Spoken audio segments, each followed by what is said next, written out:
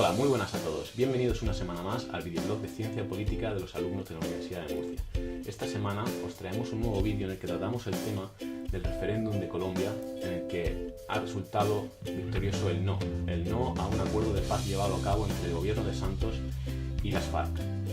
¿Quién mejor para tratar sobre este tema que nuestro profesor de Historia en el grado, Alejandro García, doctor en Historia y, como ya digo, es un gran experto en América Latina.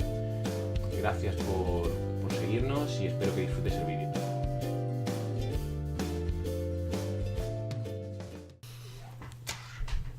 Es la pregunta clave, pero que al mismo tiempo necesita múltiples respuestas. No hay una explicación unívoca. En primer lugar, yo lo plantearía en un primer orden desde el ámbito de lo global. En las últimas consultas electorales claves en variados países del mundo, podríamos decir que los resultados siempre han sido sorprendentes. Recordar el Brexit.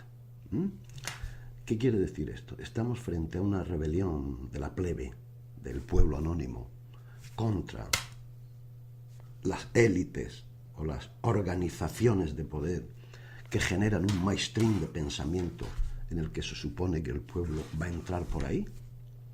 Eso es lo primero. El caso colombiano, que a mi juicio reúne los ingredientes explicativos de carácter antropológico, de por qué la gente se rebela contra una decisión que aparentemente estaba ya amarrada, el premio Nobel estaba ya cocinado, ¿verdad? Naciones Unidas, todas las grandes empresas ONGs del mundo dedicadas a procesos de paz habían dado su visto bueno. Era imposible que el pueblo colombiano no votara eso. Máxime cuando las encuestadoras venían diciéndonos que el triunfo iba a ser arrollador. Pues resulta que no. De modo que podríamos inscribir en parte, ¿no?, a mi juicio, el fenómeno del referéndum colombiano en esa suerte de rebelión de las plebes que a veces votan lo no previsto. Que esto al mismo tiempo está alimentando una cierta corriente subterránea en la politología instalada que nos dice: la democracia no es quizá lo mejor, ¿verdad? En el fondo va a haber un proceso de desustanciación del hecho soberano, porque los pueblos se equivocan y a los pueblos no se les pueden consultar ciertas cosas. Eso por una parte. Luego, en lo más estrictamente intra del hecho del referéndum colombiano, tiene también diversas y variadas lecturas, ¿no? Por una parte, ¿qué trataba de resolver los acuerdos de paz? Trataban de resolver un conflicto que habita en Colombia desde, cuando menos, hace 65 años, con sus variaciones, sus picos y sus valles, con sus momentos explosivos, con otros de más baja intensidad. Pero en Colombia podemos hablar de una guerra permanente en los últimos 65 años. Insisto, con episodios cíclicos de paroxismo de la violencia, como por ejemplo en los años 50, la época de la violencia, o más recientemente la época del 90 al 2005, con ese actor que apareció de manera brutal, el paramilitarismo,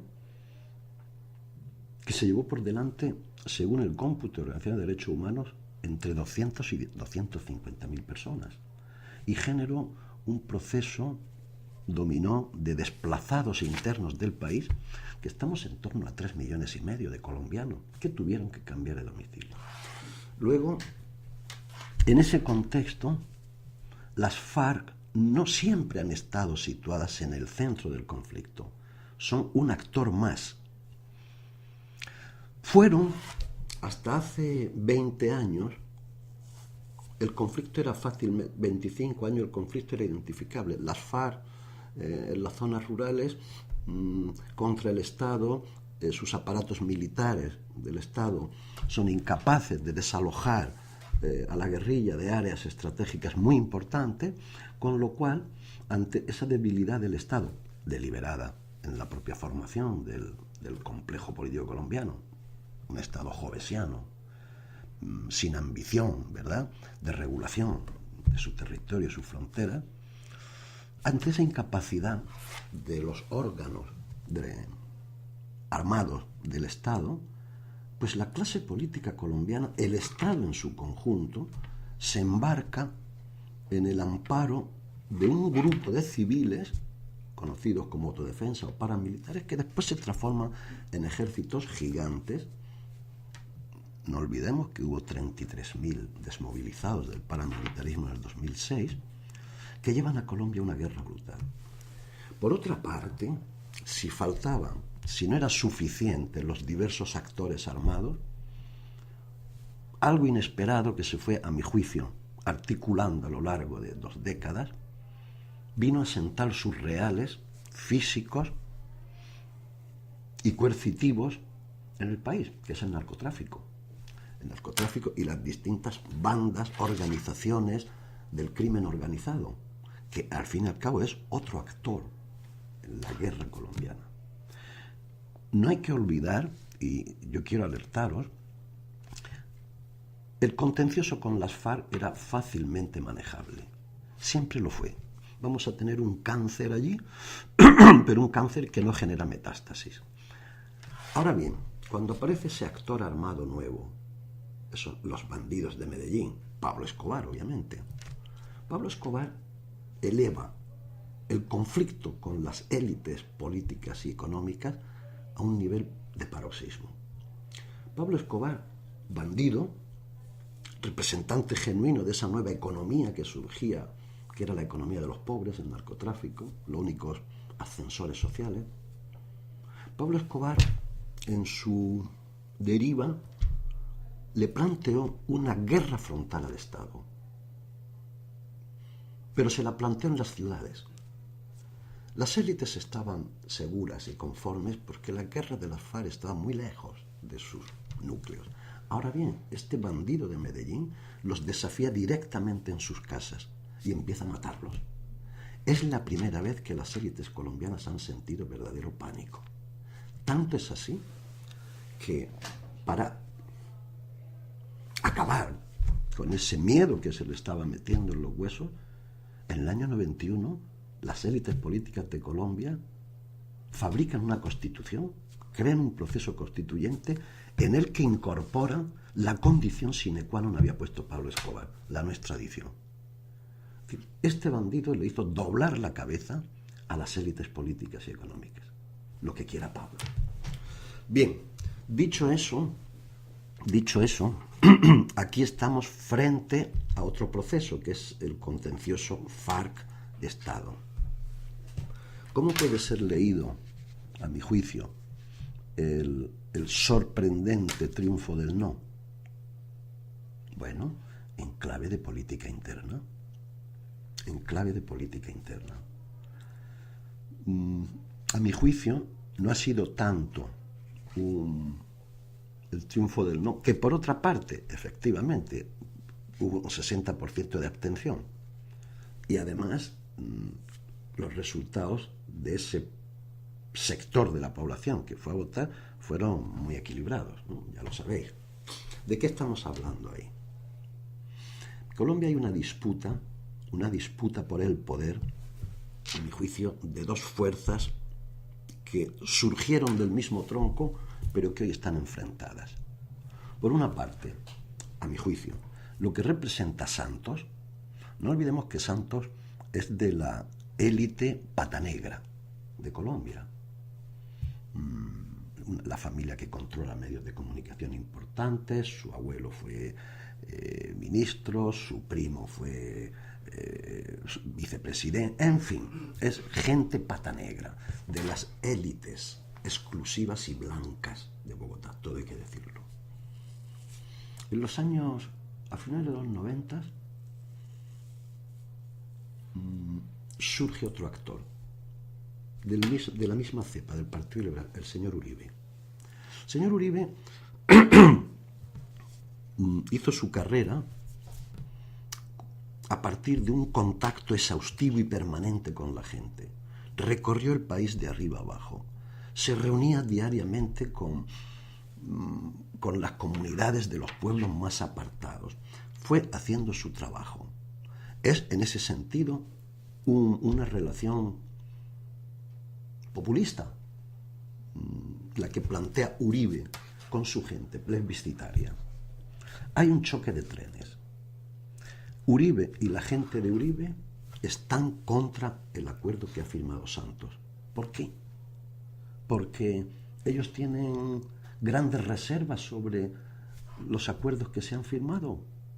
Hay contenciosos importantes y nucleares sobre esas 297 páginas del acuerdo, o se trata simplemente de una disputa por las hegemonías políticas interiores. Mira, yo leo todos los días la prensa colombiana, El Tiempo y El Espectador, los manejo diariamente, la revista Semana, muchos y otros portales de comunicación, ¿no? No sabría discernir cuál es el presupuesto mental del señor Uribe a la hora de jugar las bazas frente a Santos, utilizando algo tan sensible y al mismo tiempo lábil como es oponerse a un proceso de paz que en el fondo era un clamor popular. ¿Qué quiere decir esto? Que Uribe no está muerto. No está muerto. Luego también, cuidado, el tema hay que verlo de distintos prismas. La geografía electoral, cómo se ha distribuido. Es obvio, ¿no? Las zonas más castigadas por la violencia han votado mayoritariamente al sí. Donde ha ganado el no ha sido precisamente en las ciudades, alejadas de las áreas del conflicto. Hay una suerte en ese sentido, de desentendimiento de un problema del que no queremos saber, ¿no? Porque nos van muy lejos de nuestra antropología diaria, de nuestro vivir cotidiano. Eso por una parte. Por otra, es muy curioso, hoy se está desvelando que quien realmente ha contribuido al inesperado triunfo del no han sido las iglesias evangélicas, que en Colombia, cuidado, tienen una fuerza más que notable. Más de 12 millones de colombianos están inscritos en los credos adventistas, renovadores, en fin, las iglesias luteranas.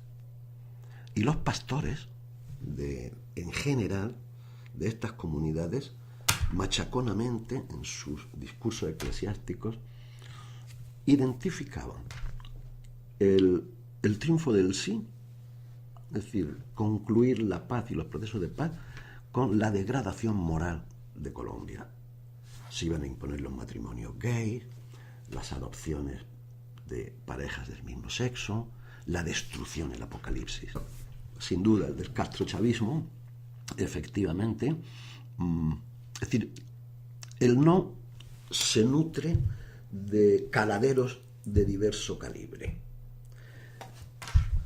En las ciudades, a mi juicio, la emoción que habita a aquellas personas que deciden decir no, quizá está más alimentada por esa mirada del castrochavismo.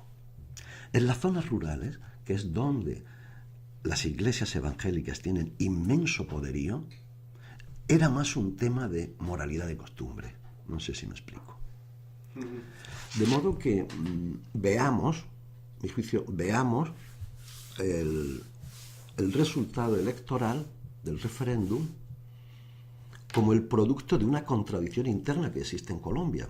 Es decir, la disputa por el liderazgo. Eso está así. Eso por una parte. Por otra parte,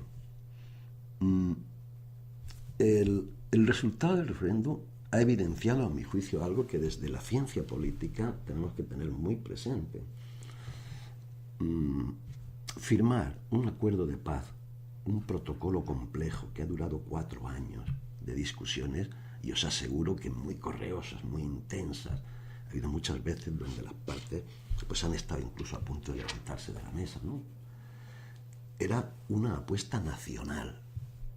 Colombia, es decir, para firmar esa paz con garantías de irreversibilidad, es indispensable un bloque de la nación. ¿Qué ha evidenciado este resultado? La fracturación interna de ese bloque de la nación. Con lo cual, por otra parte, tenemos que aceptar que tal y como estaba la fragmentación del país, no tenía gran recorrido ese acuerdo de paz con la oposición de la mitad de la gente. Por lo tanto, ha sido al mismo tiempo una llamada de atención y abrir la puerta a otra oportunidad, porque va a incluir a las gentes que han abanderado el no, incluido Uribe. Entonces, bueno, ahora viene el tiempo de la política. Ha pasado el tiempo de las emociones y ahora estos 2 meses viene el tiempo de la política. En una negociación tan compleja que quiere resolver un conflicto de tan larguísima data, todas las partes tienen que ceder. Oigan ustedes, eso está claro. ¿Qué es lo que ha cedido uno y qué ha cedido el otro? Pienso que son simétricas, son simetrías paralelas. Nadie ha cedido más que los otros, ¿no? Eso es así, es así. Y en todas las negociaciones. Y Uribe, y los que han sustentado el no, ellos no tienen currículum de limpieza jurídica y democrática en procesos parecidos que ha habido anteriormente, como por ejemplo el acuerdo de paz que Uribe firmó con los paramilitares en el 2005, la ley 975/05, que era un verdadero coladero de asesinos. Quiero decir, con esa ley votada por el Parlamento uribista se estaba, de alguna manera, consagrando la impunidad más descarada. Corregimiento de Santa Fe de Ralito, perteneciente al municipio de Tierra Alta, departamento de Córdoba, fue el centro de atención de todo el país y de la comunidad internacional. Allí aproximadamente 32.000 combatientes de las autodefensas y sus comandantes comenzaron negociaciones con el gobierno de Álvaro Uribe Vélez. Fue allí donde empezó la desmovilización de una de las maquinarias de guerra que desangró al país desde la época de los 80. Entonces, no es, el tema de Uribe, no, a mi juicio, no es una oposición al acuerdo en sí. Yo estos días he estado viendo las 26 páginas que presentaron antes de ayer Uribe y su gente sobre qué reformas le harían al protocolo de paz, ¿no? Y en el fondo sustancialmente no hay gran cosa. Sobre el tema de las responsabilidades penales, eso se puede resolver, porque ellos tampoco ponen en duda lo que llaman los procesos transicionales, ¿no? La justicia reparativa, integradora, no lo ponen en duda. Probablemente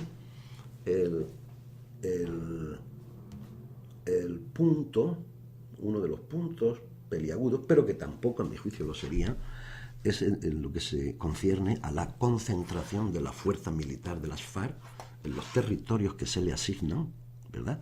Que en el fondo, pues son soberanías de las FARC en ese proceso intermedio.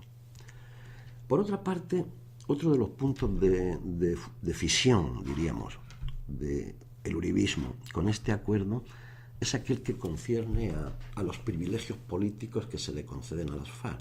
Pero a mi juicio ese es el chocolate del loro. Es un tema menor. ¿Qué quiere decir? Que a través de este acuerdo a las FARC se le aseguran unas curules, unos asientos en el Parlamento, más allá del contraste electoral. Ese no es un problema. ¿Que las FARC van a tener...? No. Lo que las FARC representan hoy, si es que representan algo, y claro que representan, lo que las FARC hoy representan, de una u otra manera, a mi juicio, en los próximos años, se va a articular en un movimiento político muchísimo más amplio de lo que son las FARC. La Unión Patriótica surge en 1985, en el contexto de los diálogos de paz celebrados entre el gobierno de Belisario Betancur con el grupo insurgente de las Fuerzas Armadas Revolucionarias de Colombia, FARC. En la Uribe, campamento del secretariado de las FARC, las partes acuerdan cese al fuego, tregua y paz. abriendo así la esperanza de poner fin a la larga y cruenta guerra interna mediante la negociación política. La idea de un movimiento político amplio, incluidas las guerrillas de las FARC, con plenas garantías y seguridad por parte del Estado para desarrollar su trabajo político y electoral, entusiasmó a los líderes populares de las distintas regiones del país. La UP logra resultados sin precedentes para un grupo de oposición. Son elegidos por voto popular 9 congresistas y 3 suplentes, 12 diputados. Son nombrados 14 alcaldes y 350 concejales a nivel nacional. 2 comandantes de las FARC en tregua son elegidos para el Parlamento colombiano. ¿Qué ocurre? Y ya sabemos que la Unión Patriótica surge después de un acuerdo de alto el fuego de las FARC con Belisario Betancur, ¿no? En el 85. Sí. Vale. ¿Qué experiencia indica aquello? Pues que en el fondo las élites tradicionales colombianas no creían en aquella historia. De alguna manera les tendieron una trampa a las fuerzas de izquierda. Tanto es así que masacraron a 3.000 y pico candidatos a concejales en el país, fueron asesinados. Una horrorosa hecatombe de asesinatos de activistas civiles, sindicalistas, estudiantes y profesores. Aquello fue un genocidio, es un genocidio. Cuando pasaron las elecciones y los 14 parlamentarios que salen y empiezan a ser asesinados uno tras de otro. Al gobierno le gritamos basta, a los militares basta, a los paramilitares basta, a todos los violentos de Colombia basta. Se han masacrado de la manera más salvaje a varios dirigentes y militantes de nuestro movimiento político. En consecuencia le hemos dicho al gobierno nacional que nos defina si tenemos derecho a vivir o no en nuestro país. Claro, las FARC ya sabían, esa experiencia fue importantísima, por eso inevitablemente han tenido que amarrar y asegurar muy mucho que la desmovilización y la entrega de armas no signifique el genocidio de la izquierda. Y aquí hay otro dato que me gustaría compartir con vosotros. ¿Por qué Santos ha sido el que ha vehiculado esta historia? Aparte por oportunismo político, obviamente. Que ahí viene el ataque de celos de Uribe. Ese acuerdo tenía que haberlo hecho yo, no tú. En el fondo lo que hay es una disputa entre las élites locales. ¿Qué representa Santos? En cierto modo, a la exquisitez de la aristocracia colombiana. ¿Qué representa Uribe? A la plebe. Los votantes de Uribe son la plebe. Cuando Santos, representante genuino de las fuerzas históricas y estables del país, decidió entrar al proceso de paz, entendí que por primera vez el gran cerebro de poder colombiano había entendido que la paz o sí o sí. Fueron esas élites patanegras. Señores, esto no podemos continuarlo. Y cuando un grupo de poder dice eso y de alguna manera entra en esa vía, es que están dispuestos a ceder. Eso está claro. Igual que simétricamente la contraparte. Y luego, si ya queréis, como colofón de alguna manera, ¿qué nos indica o sobre qué nos alerta el resultado electoral? Yo creo que sobre algo global que nos concierne a toda la humanidad y al formato neoliberal que nos gobierna prácticamente a la humanidad desde hace ya demasiado tiempo, más de 30 años. ¿Qué quiere decir esto? Y con esto, ¿a dónde iba? El dominio de las élites mundiales está establecido sobre la base de la ignorancia de las masas. Hay un deliberado proyecto, programa político estratégico de mantener un perfil prácticamente de inopia en las grandes mayorías. En el fondo, lo que han vivido, por ejemplo, las élites británicas con la sorpresa del Brexit y las colombianas, es que si usted mantiene a un pueblo en la ignorancia, tarde o temprano a usted le va a pasar factura. Por lo que seguí en el transcurso de esa campaña, las fuerzas del sí eran fuerzas institucionales, era el Estado, era la administración, eran gentes que iban sobradas, ¿verdad? Iban pasadas de frenada, porque daban por hecho de que la gente iba a votar eso. Y prácticamente la campaña que ellos plantearon fue una campaña de lugares comunes, de eslóganes gaseosos. No entraron directamente a educar a la gente, porque, vamos a ver, en el fondo, mi querido amigo, el presidente Santos, es el jefe de uno de los medios de comunicación más importantes de Colombia. ¿Qué papel cumplen hoy los medios de educación? Ocultar y robar verdades a las gentes, dándoles estereotipos. A la gente no se le está proporcionando datos variados para que establezcan sus propias conjeturas, sus propios criterios, ¿no? No. Y esto es algo muy serio, que nos afecta igualmente a nosotros. ¿De dónde vienen las oleadas de fascismo que están surgiendo, por ejemplo, en Europa? ¿Qué ha hecho todo ese mainstream, esas fábricas de relato en España con Podemos? Acuchillarlo y sacrificarlo. Por poner un ejemplo, faltando a la verdad y a los mínimos compromisos éticos del periodismo. Hemos vivido, eso está claro, hoy día los medios de comunicación son una herramienta al servicio de los grandes poderes, olvídense ustedes. Ahora más, porque antes era el poder puro y duro, poder físico puro y duro.